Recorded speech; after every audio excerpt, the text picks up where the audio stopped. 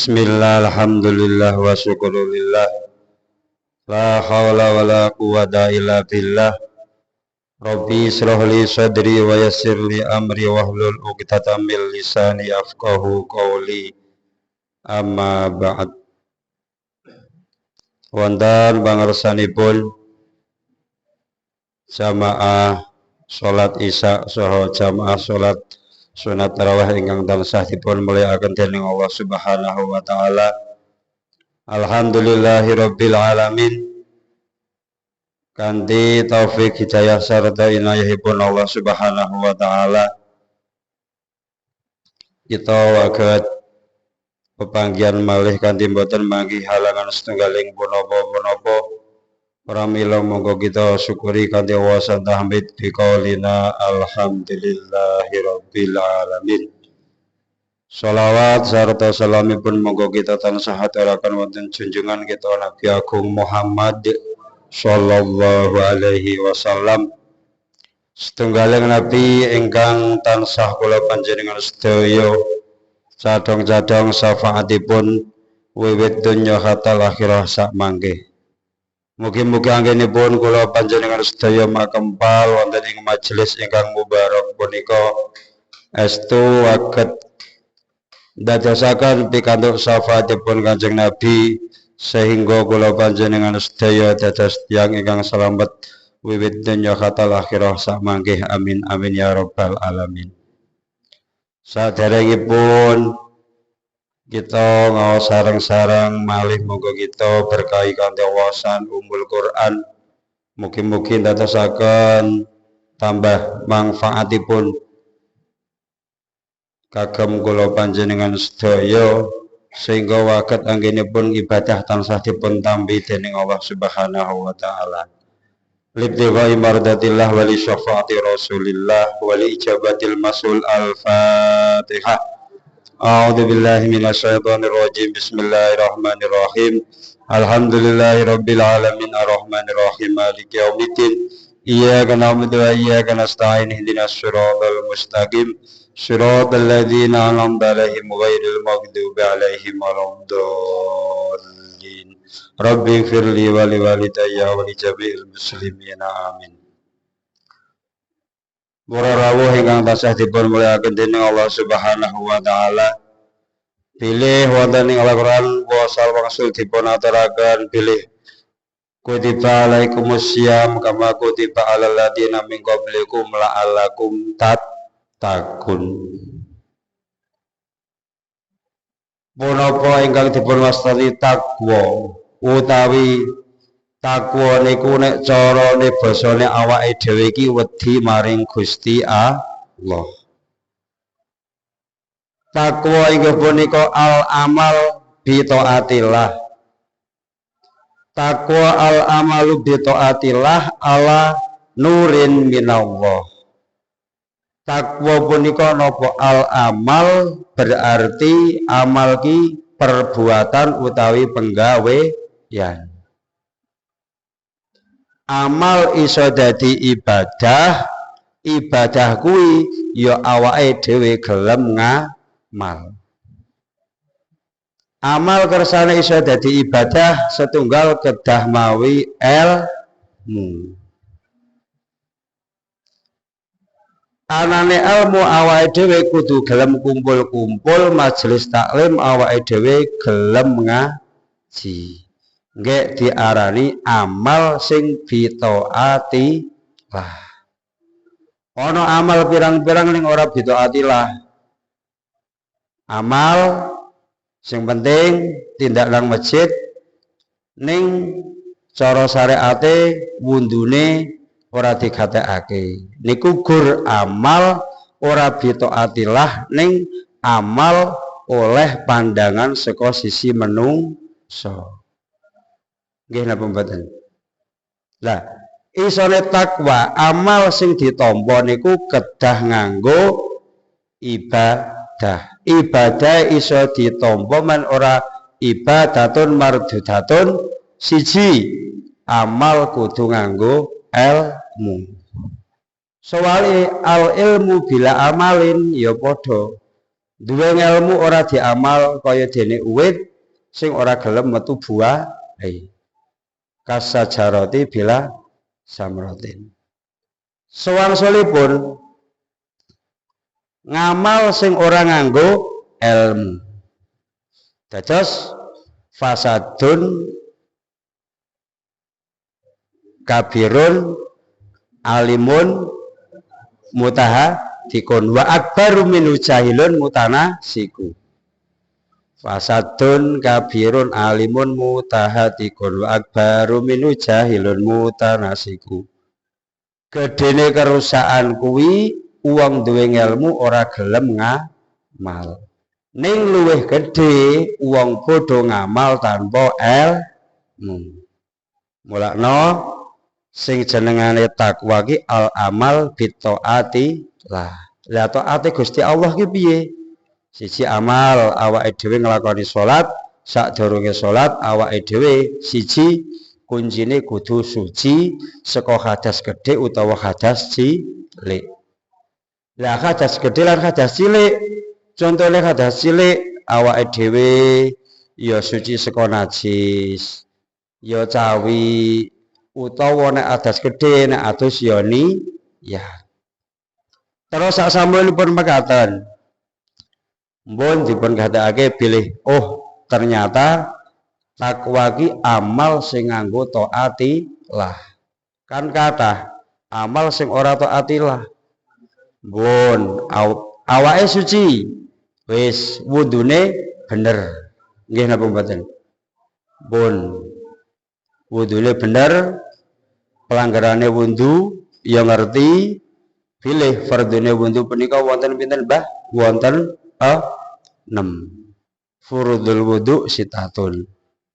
Fardune wudu ing antarane niat masuh rei terus napa malih?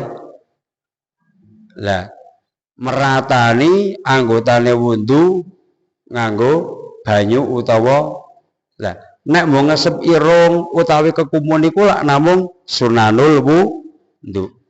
Dados jenengan niat niku kudu dipapakake. Nawaitul wudu alirafil hadasil asghari nalika mbasuh kawitane wajah ingkang pertama. Lah terus apa to gunane kok ana dongane mbasuh epek-epek Allahumma fatiyadaya, ana dongane membasuh kuping Allahumma ja'alni mimma yastami'una, ana dongane masuh sebagian sirah Allahumma harim sa'ri. Niku nyontoni awake dhewe praktek men le wudu punika iso runtut utawi tertib. Jane jenengan orang donga niku nggih mboten dadi masalah. Sing penting nawaitul wudu'a li rafil hadasil aswari fardalillahi ta'ala. Ngoten niku nek lemuni ora dipaske nanggon basuh kawitane wajah ingkang pertama, mangkih dugi salate ya mboten sah. Ngoten nggih. Lah, ingkang saterusipun amal sing iso ndadekake ditampa dening Gusti Allah kudu nganggo ilmu. Senajan awake dhewe iki wis rumangsa ora iso ning men ora wa akbaru minhu jahilun mutanasiku. Eman-eman banget awake dhewe ketoke sedina ibadah ngetengkluk, ternyata kok luwih gedhe kerusakane tinimbang wong duwe ilmu sing ora gelem ngamal. Wis ala nurin minallah. Tujuane apa? Rojaun sawabullah. Awake dhewe ngamal men ditampa niku namung ngarep-ngarep sawabullah piwales utawa ganjaran saking Gusti Allah. Wis awake dhewe yakin ibadah wundune merdi-merdi bener, nek ora bener gelem takon tata carane nutupi aurat ya awake dhewe kudu merdi-merdi mlanggeri panggerane syariat. Contone ora oleh antarane rambut siji nglawer, ndak nutupi panggonane sujud. Terus nek nggo ruko pucuke nalika sujud ya ora oleh nglawer nanggon epek-epek. Nggih napa mboten? Lah, tujuane napa? Men aqdau sujud niku nempel ora ana satire babar blas. Ngoten nggih. Niku. Terus sasampunipun mekaten, oh berarti nek ngamal niku kudu nganggo ilmu. Mergane napa? Setiap amal niku tergantung niat. Fasohihin niata qoblal amali. Fakti biha makrunatan bil awali. Fasohihin niata. Kula panjenengan sedaya kon benerake niat. Fasohihin niata qoblal amal. Awake dhewe sadurunge ngamal. Fakti mongko nekanana sapa sira biha kelawan niat makrunatan bil lah awake dhewe nglakoni amal dibarengake karo niate. Usolli fardhu dhuhri arba'a rakaatin mustaqbilal qiblati nek dhewe ya ada alillahi taala nek makmum ya adaan makmuman lillahi taala nek imam ya adaan imam lillahi taala. Kadang ngeten iki salat dhewe ya lillahi taala makmum ya lillahi taala. Nggih napa mboten? Niku ki saking linane awake dhewe nggih napa mboten? Wong kadang enten nglakoni salat sunat niku ya goki adaan. Niku lak kleru nggih Pak Dayat nggih. Sedanten salat sunat mboten ingkang ngagem adaan. Pun mbuh niku salat sunat qobliyah Jumat, mbuh niku kok salat sunat qobliyah napa kemawon utawi salat sunat napa niku nggih lillahi ta'ala. Eman-eman jengklat-jengklit awake dhewe ternyata kok nggih rumangsa bener niku apik ning lek keliru dadine ora apik. Ngoten nggih. Mulane amal monggo dipun tata ingkang saestu. Terus sak sampunipun rojaun sawabuh wa tarki ma'asillah. Awake dhewe gandeng awake dhewe nek kon dadi wong sing sempurna ora iso. Ning awake dhewe kudu merdi-merdi piye carane gerak-gerike awake dhewe niku dicatet ibadah karo Gusti Allah ya kuwi kita awali mawi bismillah. Wa tarku ma'asillah ala nurin minallah. Kon ninggal maksiat maring Gusti Allah ala nurin minallah tujuan apa? Makhofatan krana wedi min adzabillah. Seka siksane Gusti Allah. Dados awake dhewe sing dititahake menungso punika ora adoh saka keluputan lan kekeliruan. Al insanu mahalul khata' wan nisyan. Wis dititahake awake dhewe panggonane lali, wis dititahake awake dhewe panggonane luput. Lah gandeng wis ngertos mekaten pramila awake dhewe kon merdi-merdi piye carane takwane awake dhewe amal bitaatillah amal sing nganggo ilmune Gusti Allah. Sakwise nanggon Quran dipun dawuhaken kutiba alaikumus syiyam kama kutiba alal ladzina min qablikum la'allakum tattaqun.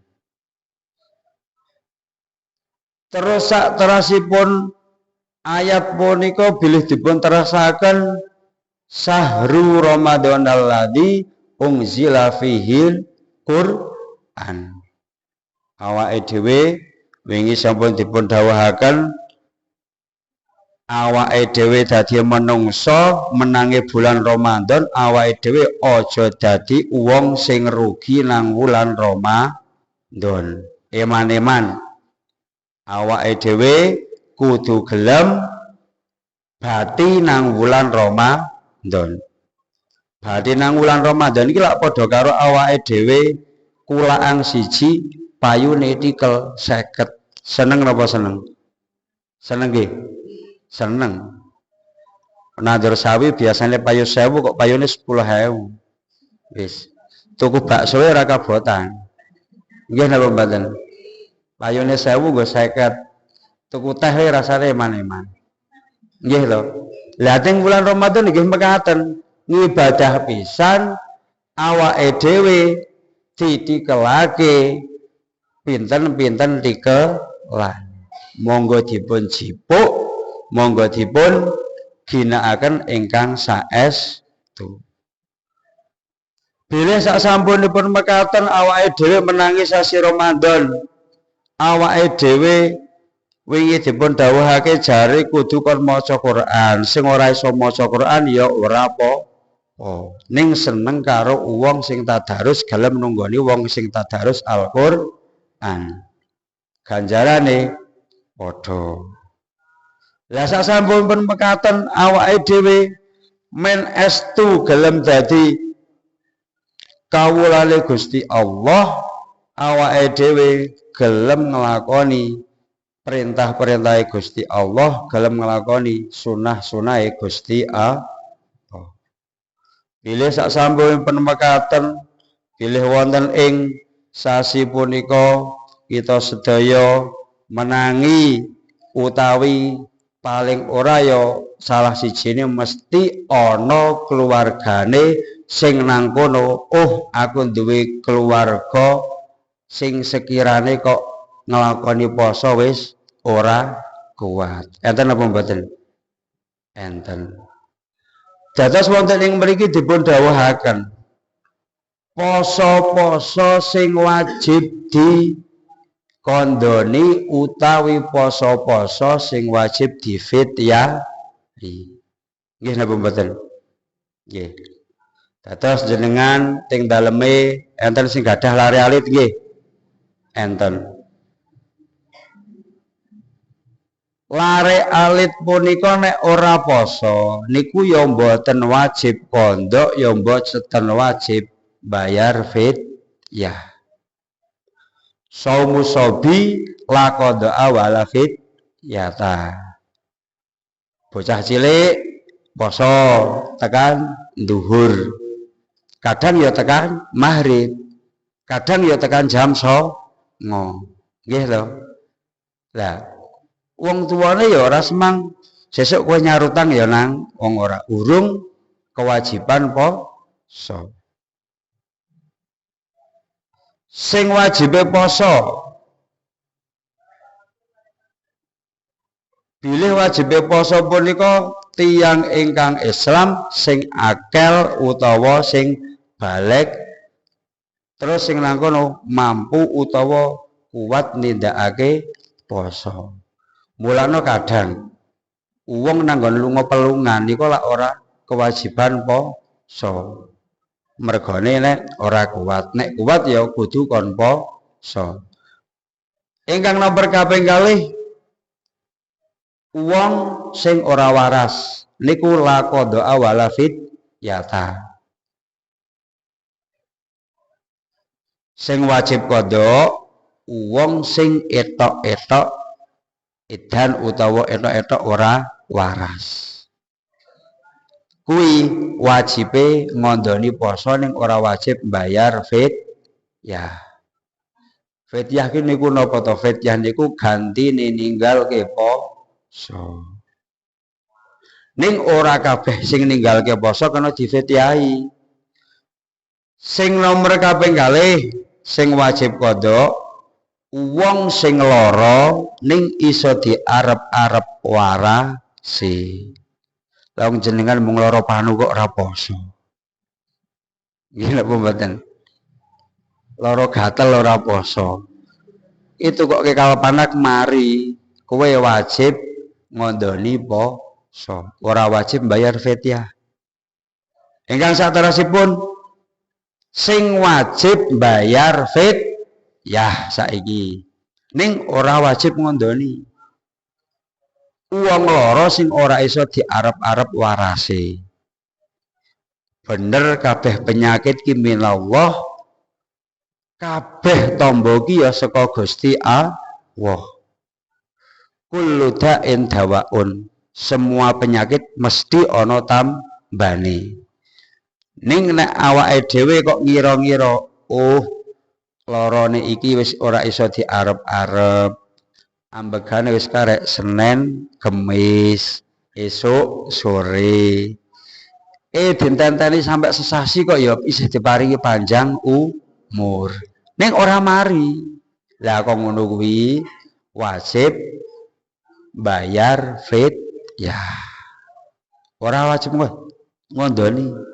Sing nomor kaping kalih gadah keluarga sing wis pikun.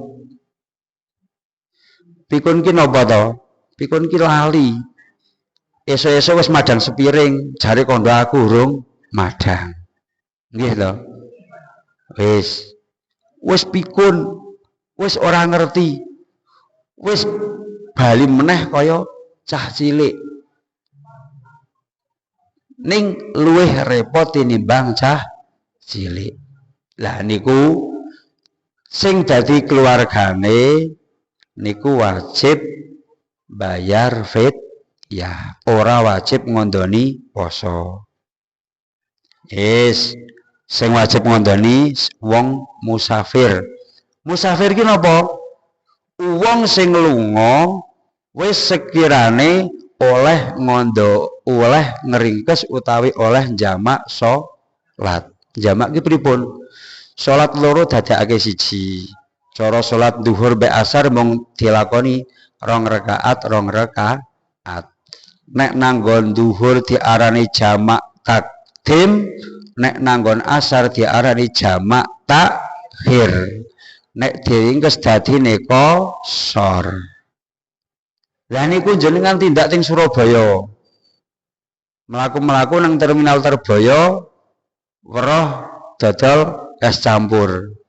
Jenengan ngempet oleh mukah. Ning wajib ngondoni poso. Kok fidyah ora kena. Wong jenengan sehat. Ngoten nggih. Sing saterusipun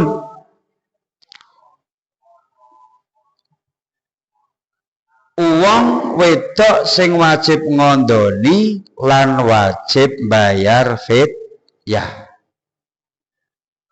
Siji, sing wajib ngondoni wong sing nalika menyusui. Nek jenengan kok khawatir, nek aku poso engko anake kesehatane kurang. Niku jenengan namung wajib ngawatirke awake dhewe, jenengan wajib qadha. Sing nomor loro, kawatir awake dhewe karo kawatir bayine. Niku wajib qadha padha karo sing ditinggalake. Sing nomor 3, wajib qadha lan wajib bayar fidyah. Kawatir karo bayine tok.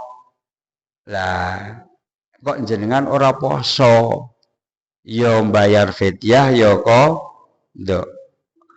Nek sing la fidyata ya wong wedok sing nalika haid lan nifas. Ora kena kuwi jenengan haid lan nifas kok dikandha. Lah terus difidyahi mboten angsal. Lah terus fidyahe pinten nek wong sing ninggalke poso? Sedina fidyahe nek diitung beras 6,2 on. nek diduwitake 11.000. Lah nek jenengan digadah keluarga sing wis pikun utawi duwe keluarga sing lara ora iso diarep-arep warase, nek sesasi berarti 330.000. Lah kok nggak oleh poso 10 dina kok dipundhut karo Gusti Allah berarti gor 110 menangi 20 dina berarti 220 niku fityahe wong sing ninggalake poso. Ning sing wajib bayar fidyah lho ora sing kondok lho.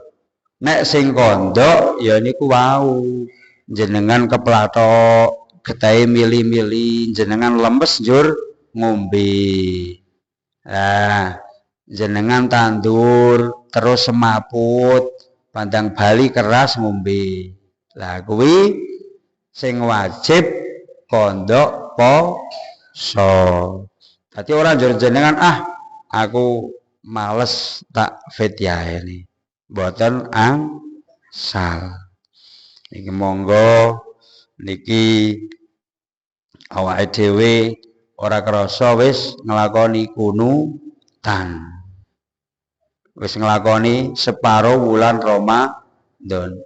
Ora krasa awake dhewe kumpul dadi siji karo Ramadan wis meh ninggalke awake dhewe. Sing fadilahe paling gedhe awake dhewe bareng-bareng nembe mawon nglakoni salat sunat tarawih. Nek jenengan ngertos awake dhewe baroatun dicatet bebas mlebu swarga lan diharamake mlebu neraka sing gelem nglakoni salat sunat tarawih nang malam 16. Nembe mawon iki lak awake dhewe nglakoni salat sunat tarawih nggih. Salat sunat tarawih sing nang kono nang malam 16. Dadi ora krasa awake dhewe wis dicatet Allah nyatet kebebasan selamat dari neraka lan kebebasan masuk surga. Kataballahu lahu bara'atun najah minan nar wa bara'atud dukhul minal jannah. Sak senenge jenengan arep mlebu lawang saka sisi pundi kemawon. Ning ya kuwi le ngamal nganggo mugi-mugi pepanggihan kula panjenengan sedaya estu beto keberkahan saking dalam mbok menelai wiwit awal ngantos detik punika kathah kelentah-kelentenipun kula nyuwun ageng lepaten pangapunten. Mugi-mugi anggenipun kula panjenengan sedaya makempal wonten manfaatipun kagem pribadi kula sumrambah dhateng panjenengan sedaya. Amin amin Allahumma amin. Akhirul qouli ihdinas siratal mustaqim siratal anbiya wal mursalin. Assalamualaikum warahmatullahi wabarakatuh.